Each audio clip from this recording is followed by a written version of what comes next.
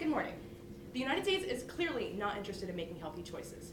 They are thinking with their gut, which is leading them to fulfill their cravings and consume unhealthy foods. This is ultimately leading to the rise of the obesity epidemic. This is Alondra Vega, Ivana Carrasquillo, Alina Shepard, and my name is Adriana Garcia Perez. The concept of fast food has existed for as long as advanced societies have, with examples of thermopolia shops in ancient Rome and the selling of tamales to passers-by in ancient Aztec communities. The fast food chains Taco Bell, Krispy Kreme, and McDonald's are some of the United States' most prevalent fast food chains.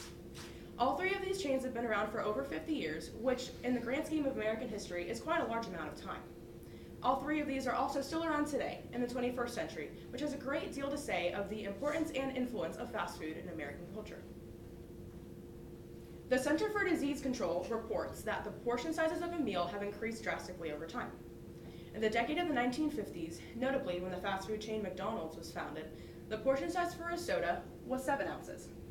Now, in the 21st century, the portion size for a soda is 42 ounces, 6 times larger than what it was in the 1950s.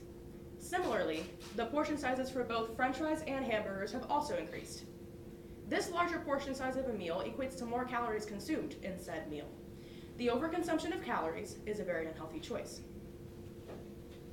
One of the reasons for America's obesity rates rising is how much Americans decide to dine out. As seen by this graph by the USDA, you can see how much more money Americans spend food from outside from home and how much it has increased over the years. Americans rather take the easy way out and not think about the negative effects it could have on their health. Dining out is an issue because of what is put into people's food. Salt, fat, and sugar. We consume this, but when it's overconsumed, it could have long-term effects on our health in the long run. Also, as Adriana mentioned, the portions of food has also increased, which means we're eating more and consuming more unnecessary calories. This is why you can see by the National Health Examination Survey, the American obesity rate increasing about 25% from 1960s to 2014.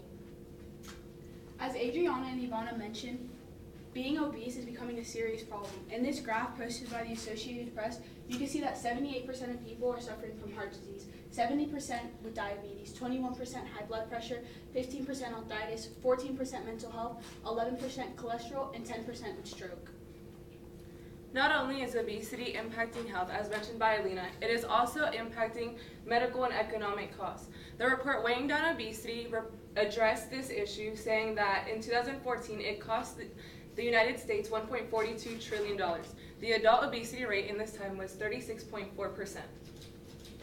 The same report also breaks down the health conditions and their costs. The most costly being hypertension at $345,676 and directly followed by type 2 diabetes at $319,482. With the rise of fast food chains, as mentioned by Adriana, correlating with the rise of obesity rates, as mentioned by Ivana, more Americans are being impacted by health conditions. This is all just going to prove that the United States is not doing an efficient job at combating the obesity epidemic.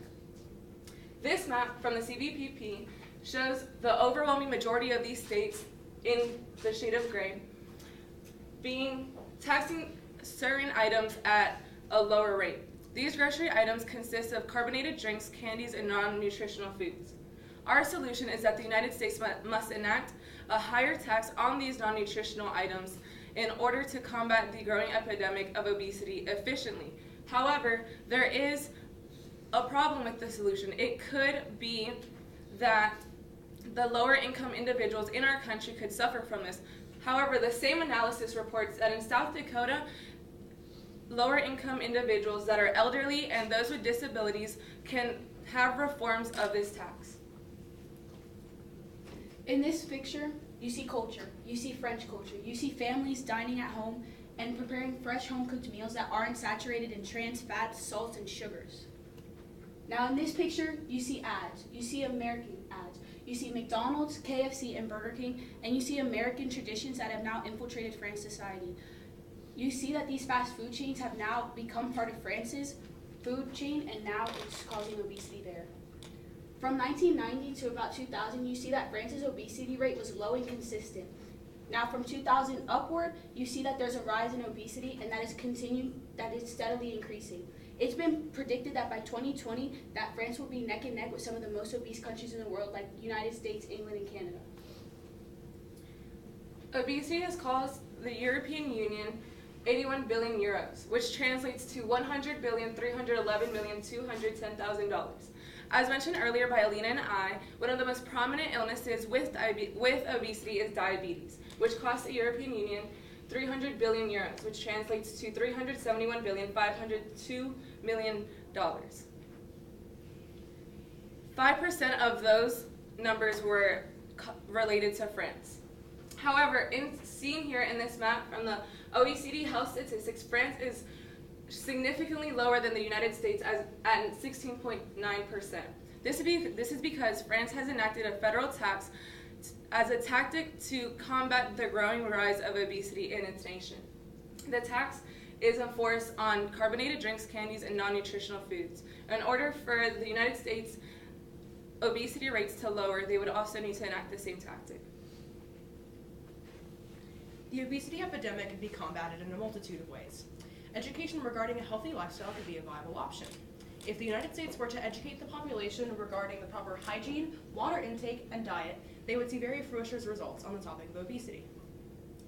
The implementation of exercise routines into American daily life would also be a practical option. Exercising would directly combat obesity by targeting those diseases like those mentioned by both Alondra and Alina, including hypertension and diabetes. Although both of these solutions are practical, neither of them are very realistic. The United States could not impose upon or force the population to adopt these ways of life, therefore rendering both of these solutions ineffective.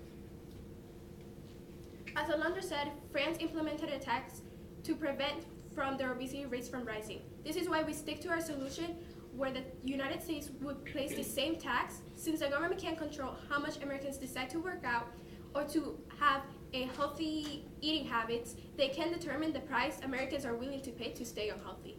Thank you.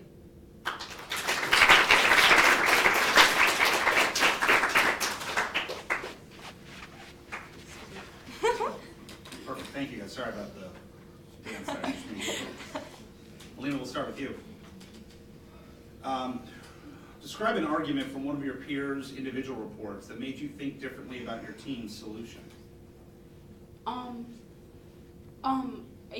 Alondra's argument about the federal tax, it made me rethink my argument because my solution was more that we just change our mentality, but her solution that we should just enact a tax that affects everybody, so it gears our solution to be more effective nationwide and not just focus on individuals. It focuses on us as a whole. It made me realize hers was a better solution. Thank you. AGP. Reflecting on your colleagues' work, which one had the greatest impact on your overall understanding of the problem that your group identified?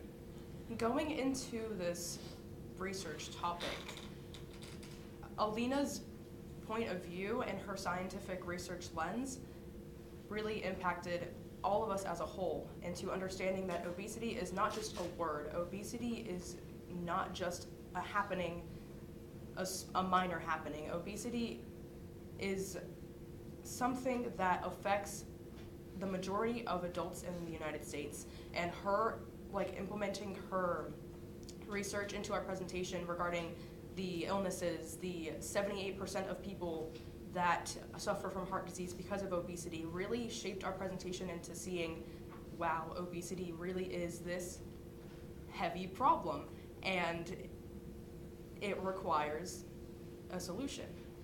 So her putting in her view of the scientific research really shaped our entire presentation and made me realize how important it was for us to implement a solution on this topic. Thank you. Ivana, in what way did you improve your ability to work with the group as a result of this project? The way I improved was by talking or learning to talk to my peers, because personally I'm more a person that works independently, and if I have a problem I usually won't say it, but with working with them and actually coming closer to them, it's okay to go and ask them for questions so they can help me out and make my part of the presentation better. Okay, thank you. Alondra, Give me one example, give me one specific way that your thinking changed as a result of Alina's individual research. Alina's individual research mainly was based on the health conditions, and ours were the most similar when it came to what we were trying to persuade and explain in our presentation. However, hers was more based on a mentality that it comes from within oneself to solve this solution, and mine was basically more of the tax. However, hers, it was a balance of both in the presentation. All right, thank you. Brief.